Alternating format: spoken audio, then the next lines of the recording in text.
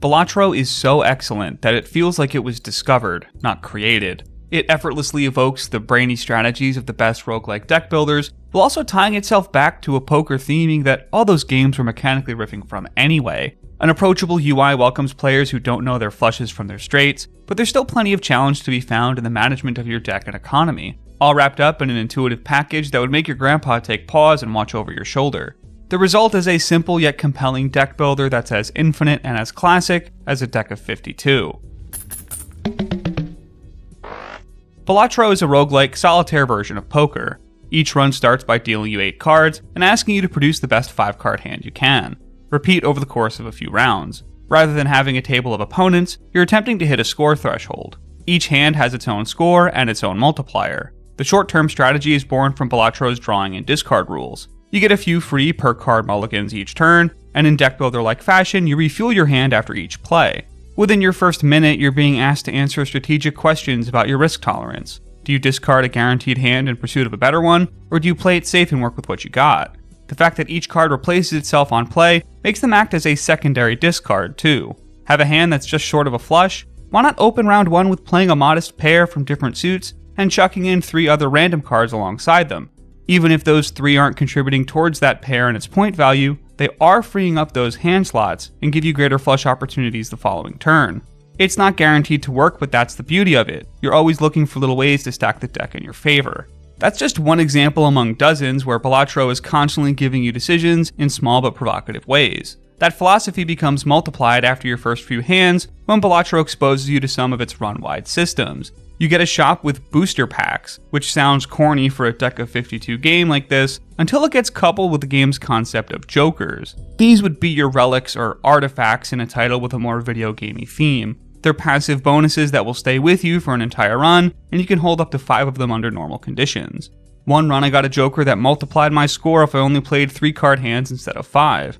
Now all of a sudden I'm pivoting to a style that boosts 3 of a kinds and pairs, and flushes are near useless because they force me above that 3 card limit by their very nature. That changed how I looked at the booster packs. Now suit was less relevant with flushes off the table, allowing me to target specific numbers and faces to maximize my 3 card hand potential. Almost every joker can warp a game in this way, so you get this long-term strategy of crafting good jokers for your deck and crafting good decks for your jokers. It's so deep and so fun. Once you start to see all the pieces come together, it's easy to imagine all the ways you can arrange them to make for truly unique runs every single attempt. It's a time black hole. The hours just melt in front of you.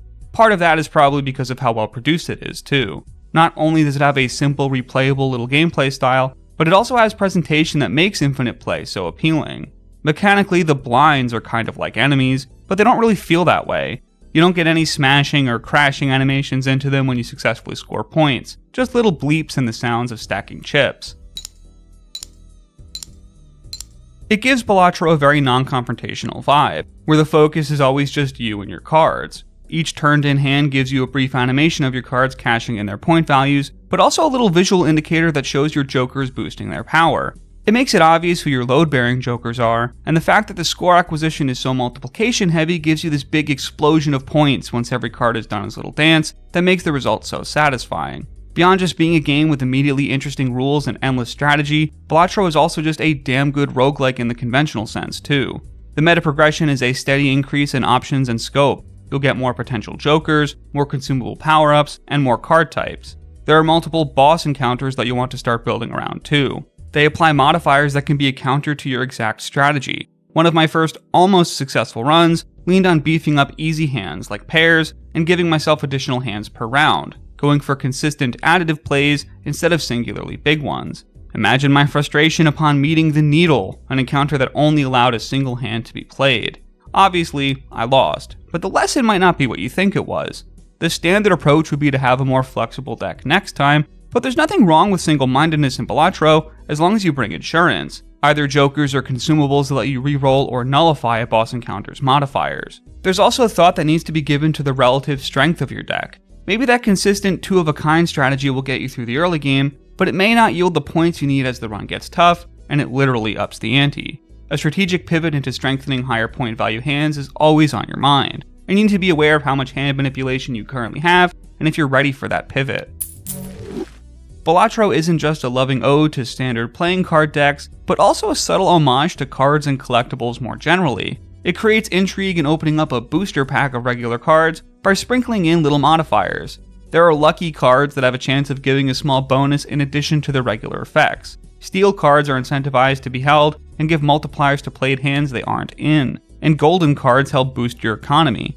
Holographics, foils, and more are attributes you can find on jokers in addition to their regular behaviors, which gives you this exciting boost, and maybe a reason to alter strategies into a joker that may otherwise be suboptimal for your deck. Balatro does so much with so little. With a deck of playing cards and some power-ups, it's created a timeless card system with high stakes but low pressure. This game of probability manipulation and strategy is one of the best deck builders of all time, and its intuitive playing card presentation might also make it one of the best versions of Solitaire ever made too.